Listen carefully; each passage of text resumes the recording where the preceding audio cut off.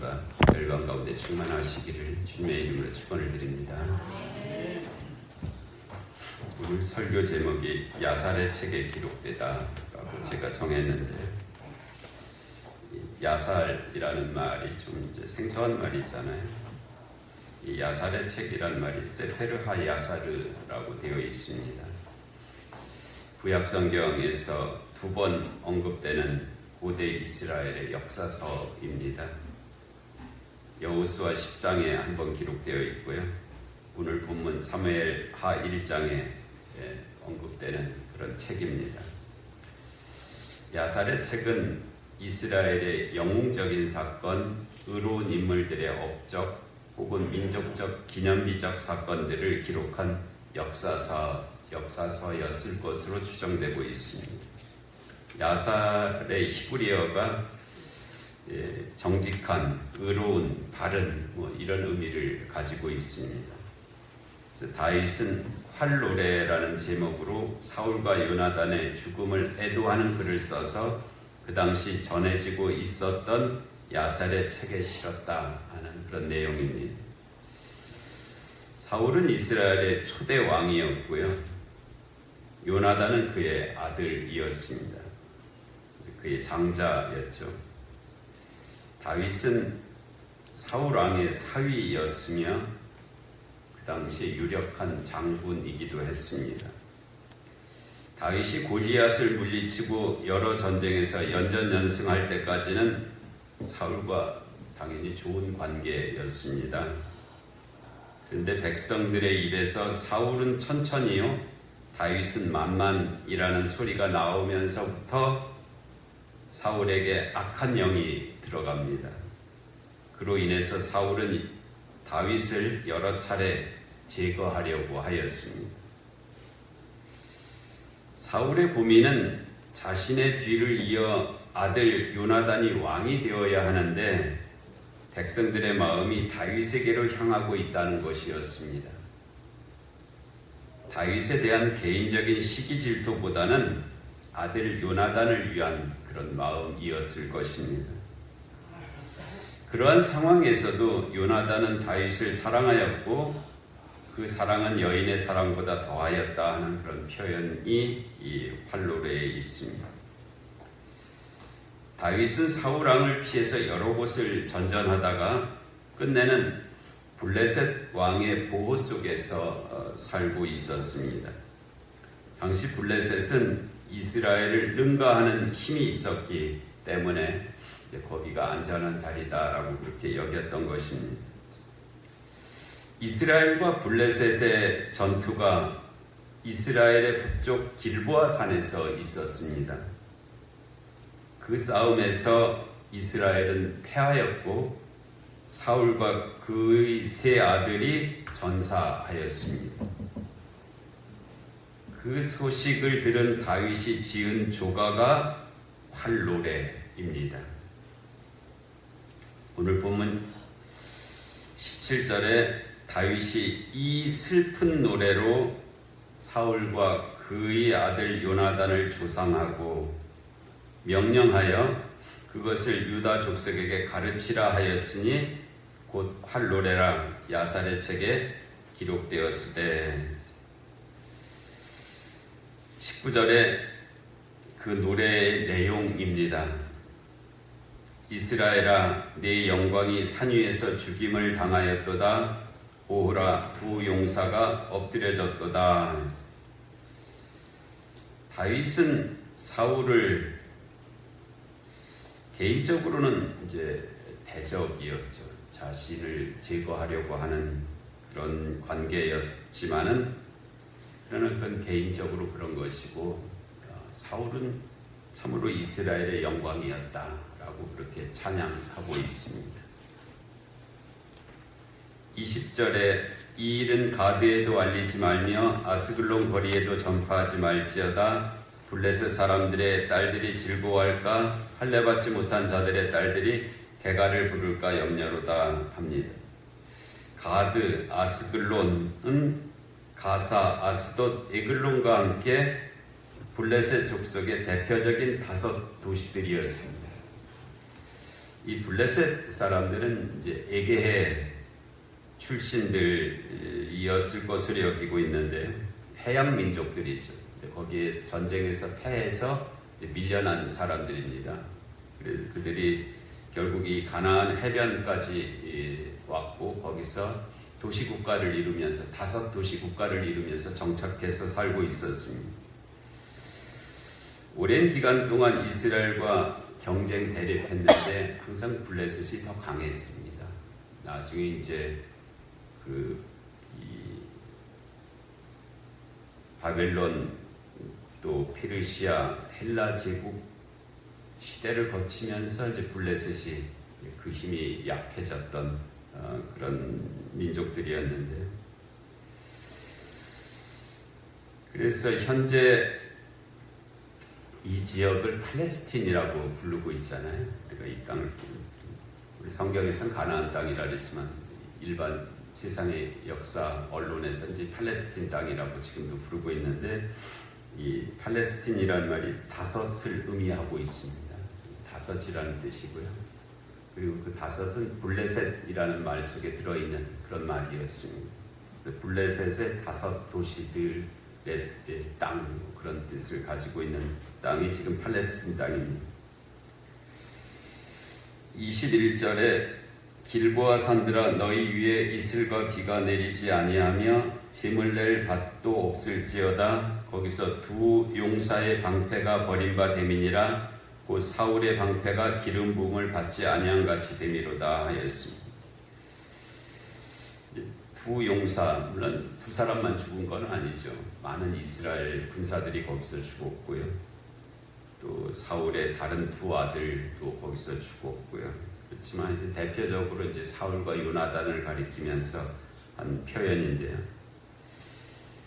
그들 죽음의 의미에 대해서 더 이상 이 땅에 이슬과 비가 내린들 무슨 소용이냐 하는 그런 탄식을 하고 있습니다. 당신들이 죽었는데 더 이상 이 땅에 무슨 의미가 있겠느냐, 그런 애틋한 마음을 표현하고 있습니다. 사울의 방패가 기름 부음을 받지 아니한 같이 되었다는 것은 당시 전쟁에 나갈 때 이 방패에다가 기름을 바르게 되어 있거든요. 그래야 이제 상대의 공격을 무디게 하는, 미끄러지게 하는 그런 일이 있기 때문에 이제 그렇게 하였는데, 이제는 그것이 소용이 없게 되었다는 그런 뜻입니다. 마치 우리 6.25 전쟁 사진에 그 녹슨 철모가 자주 등장하잖아요.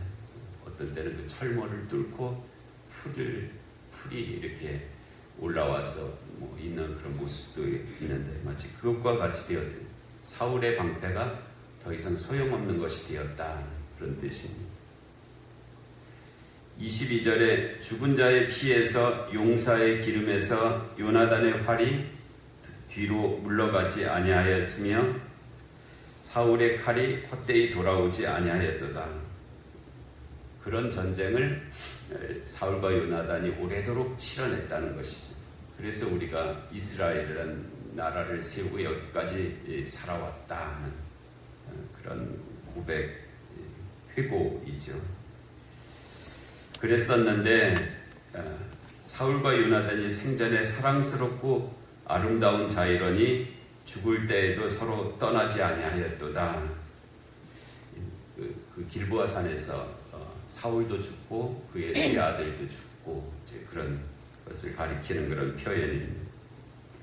그들은 독수리보다 빠르고 사자보다 강하였도다. 그들의 용맹을 기리고 있습니다. 이스라엘의 딸들아 사울을 슬퍼하여 울지어다. 그가 붉은 옷으로 너에게 화려하게 입혔고, 지금은 붉은 옷이 흔한 옷일 수 있지만 그 당시에는 채색한 옷은 아주 왕족들이나 입을 수 있었던 그런 옷이었거든요. 근데 그 사울과 요나단 그들의 용맹함을 통해서 우리가 그런 붉은 옷도 입었었지 않느냐 하는 그런 뜻이죠. 그리고 금놀이개를 너희 옷에 채웠던 일이 있었지 않느냐, 그들에게 감사해야 된다, 그런 표현입니다. 오라 두 용사가 전쟁 중에 엎드려졌도다. 요나단이 네 산 위에서 죽임을 당하였도다. 그들의 용맹과 그 업적으로 말미암아서 우리가 그런 편안하고 아름다운 날을 살았었는데 하는 그런 탄식을 하고 있는 내용입니다. 내 형 요나단이여, 내가 그대를 애통함은 그대는 내게 심히 아름다움이라. 그대가 나를 사랑함이 기이하여 여인의 사랑보다 더하였도다. 요나단이 다윗을 그와 같이 여겼고 다윗도 그와 같은 마음이었을 것입니다. 그래서 다윗은 왕이 되는 후에 요나단의 아들 무비보셋이라는 자가 있었는데, 그에게 하여튼 그 요나단에게 진 빚, 사랑의 빚을 갚으려고 애를 쓰기는 하였었습니다. 오라 두 용사가 엎드려졌으며 싸우는 무기가 망하였도다 하는 것으로 이제 활노래가 맞춰지고 있습니다. 그들은 비록 패하여 죽었지만 이스라엘을 위한 두 용사의 죽음을 잊지 말아야 된다 하는 교훈을 남기고 있습니다. 우리들도 가깝게는 6.25 전쟁 등에서 희생하신 분들을 우선은 기억해야 할 것이고요. 또 기념하고 더하여서 보상하여야 할 것입니다. 그리고 그 교훈을 잊지 말고 가르치는 그런 삶을 살아야 할 것입니다. 유발 하라리라고 하는 세계적인 베스트셀러 작가죠. 그가 2017년에 극한의 경험이라고 하는 책을 썼습니다. 그의 박사학위 논문이기도 한데요. 이 전쟁의 역사를 다루고 있는 그런 책입니다. 전쟁은 인간이 겪을 수 있는 가장 극단적이고 강렬한 경험 중에 하나다. 그리고 전쟁은 개인의 내면과 사회 전체의 문화적 가치관을 변화시킨다. 전쟁의 경험은 신체적, 정신적 변화를 동반하며 인간 본성의 본질을 드러낸다. 전쟁은 단순한 파괴가 아니라 인간 존재를 재정해야 하는 계기가 되어 왔다. 전쟁에 대한 인식은 시대에 따라 경멸과 환희 사이를 오갔었다. 현대에는 전쟁이 피해야 할 존재로 인식되지만 여전히 인간과 떼려야 뗄 수 없는 그런 주제이다 하면서 그 전쟁에 대한 나름대로 이렇게 분석을 했는데요. 전쟁이라는 극단적 상황이 인간 개인과 사회에 미치는 심오한 영향을 역사적으로 분석한 그런 책입니다. 어떤 부분은 동의가 되기도 하고 어떤 부분은 너무 딴 얘기 같아 보이기도 하는데, 오늘날의 전쟁도 좀 그렇잖아요. 이란과 이스라엘이 전쟁을 한다고 하는데 막상 군인들이 직접 부딪히는 것은 없고 뒤에서 그냥 단추만 누르고 있잖아요. 단추만 누르니까 그냥 그 먼 거리에서 폭탄이 가서 어디서 왔는지도 알지 못하는 폭탄이 떨어져 갖고 죽어가는, 이게 도대체 이 전쟁이 도대체 뭔지 하는 그런 의문을 갖게 하는 그런 전쟁의 때가 되었습니다. 이제는 뭐 서로 얼굴과 얼굴을 대면해서 싸우는 그런 전쟁이 아니고요. 이건 뭐 누가 어떻게 하는지도 모르게 그냥 그러나 죽음은 동일하게 찾아오는, 처참하게 찾아오는 그런 전쟁의 시대에 우리가 살아가고 있습니다. 단순하게 전쟁은 침략 전쟁과 방어 전쟁으로 대별할 수는 있습니다. 방어 전쟁은 불가피한 전쟁이죠. 피할 수 없는 전쟁입니다. 어떻게 달리할 수가 없는 전쟁이지 방어 전쟁이잖아요. 초기 6.25 전쟁이 그와 같은 성격이죠. 북한의 침략에 대한 방어적 전쟁이었습니다. 한국전쟁은 1950년 6월 25일 새벽 북한군이 38선을 넘어 남한을 기습 침공하여 전쟁이 시작되었습니다. 북한군은 3일 만에 서울을 점령하고 남쪽으로 빠르게 진격하였고요. 정말 특별하게 유엔군이 참전하였습니다. 이런 역사적 사례가 없거든요. 이렇게 빠르게 많은 그 유엔 연합군이 결성해서 전쟁에 참여한 그런 얘기가 없는데, 유엔군이 참전하고 인천 상륙작전 등으로 전세가 역전되어서 서울을 탈환하고 북진이 이루어지기도 했었습니다. 그러다가 중공군이 개입하면서 전쟁은 교착 상태에 빠졌고 치열한 공방전이 이어졌습니다. 1953년 7월 27일 정전협정이 체결이 되어 전쟁은 멈췄습니다. 그러나 공식적인 평화협정은 맺어지지 않은 상태, 지금도 휴전 상태인 것이 6.25 전쟁입니다. 한국전쟁은 20세기 인류의 가장 큰 피해와 고통의 사건이었습니다. 물론 우리나라 역사에서도 한국전쟁만큼 큰 고통과 살상이 이루어진 그런 전쟁은 없었습니다. 남한 이제 대한민국이죠. 군인과 민간인 약 137만 명이 사상, 부상, 실종의 피해를 입었습니다. 137만 명은 엄청난 숫자입니다.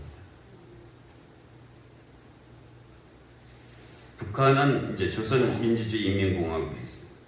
군인과 민간인 약 250만 명이 사망, 부상, 실종 등의 피해를 입었습니다. 유엔군으로 봐도 약 4만 명이 전사를 했습니다. 전사자가 4만 명. 이 중에서 미군 전사자가 3만 6천 명 정도입니다. 그리고 10만 명 이상의 부상을 당한 그런 기록이 있습니다. 참전국이 16개국인데요. 미국, 영국, 캐나다, 터키, 호주, 필리핀, 태국, 네덜란드, 콜롬비아, 그리스, 뉴질랜드, 프랑스, 에티오피아, 벨기에, 남아프리카 공화국, 룩셈부르크 이상 16개국이고요. 그 외에도 의료 및 지원 부대가 6개국인데 덴마크, 인도, 이탈리아, 노르웨이, 스웨덴, 독일 등이 그와 같습니다. 중공군도 여기에 이제 참여했죠. 이 전쟁에 참여해서 약 18만 명이 전사한 것으로 되어 있습니다. 그리고 40만 명 이상이 부상당한 것으로 되어 있는 전쟁이 바로 한국전쟁입니다.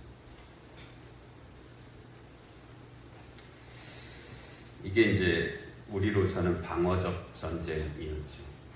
피할 수 없는 그런 전쟁이었습니다. 이제 공격적 전쟁도 있습니다. 가나안 정복 전쟁은 침략 전쟁이었죠. 가나안 땅에 살고 있었던 그 가나안 족속들을 몰아낸 그런 전쟁이었잖아요.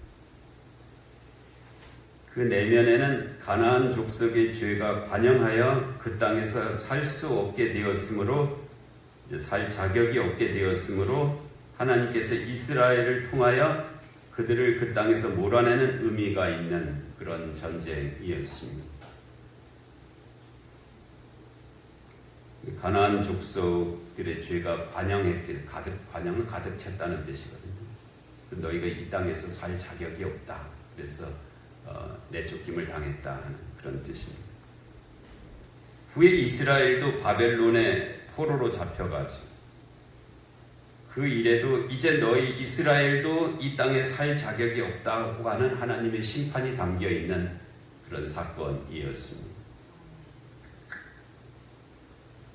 십자군 전쟁도 유명한 전쟁이잖아요.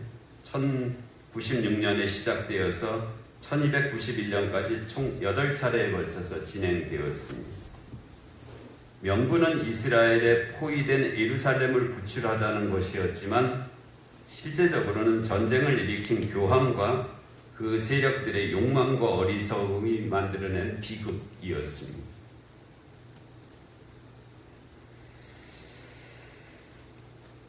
성경을 통해서 말씀하신 말세의 징조들이 있잖아요.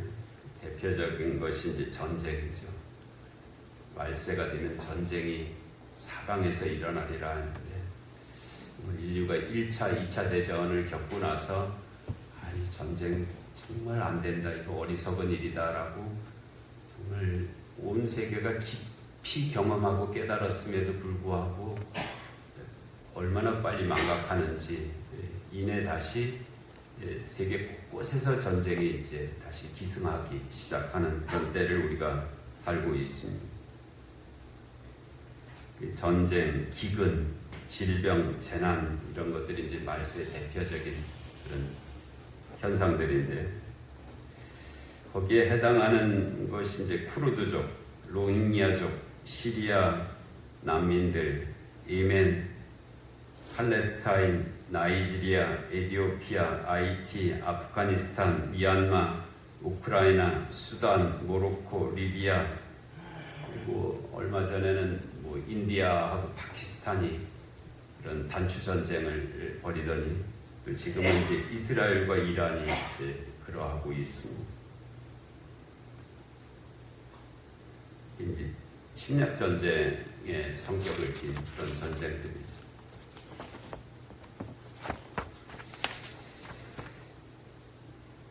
하나님 나라 관점에서의 전쟁이 있습니다. 총칼이 아니라 선교와 전도 등 다양한 도구들을 통한 전쟁이 하나님 나라의 전쟁입니다. 국경선이 일정하게 그어진 전쟁이 아니고요. 사방에 국경선이 있는 그런 전쟁입니다. 하나님 나라의 확정을 위한 침략 전쟁이 여기서는 필요합니다.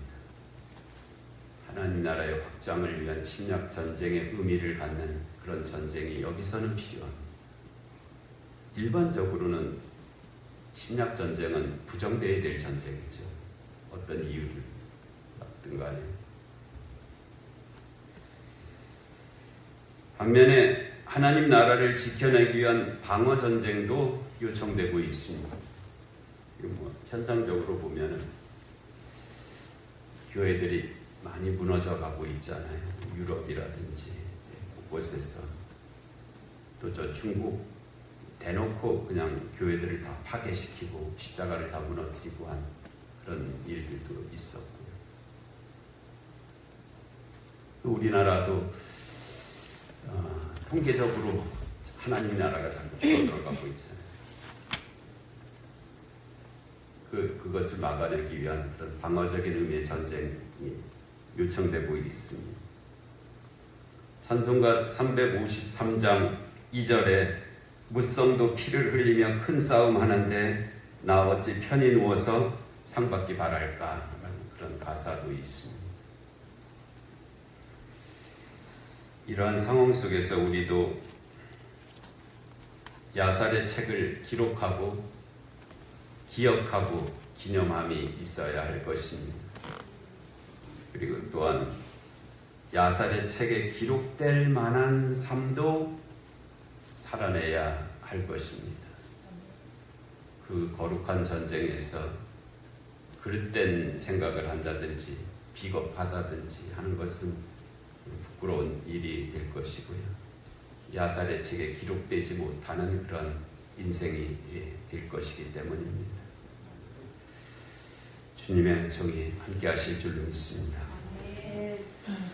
은혜로우신 하나님 아버지, 거룩한 주일, 전쟁과 기근과 질병과 재난의 소리가 사방에서 울리고 있는 이때 다시 한번 하나님 야살의 책에 기록된 활노래를 저희들이 듣습니다. 하나님, 저희가 하나님 나라의 거룩한 전쟁에서 부끄럽지 않은 자들이 되게 하여 주시옵소서. 예수님의 이름으로 기도하옵나이다. 아멘.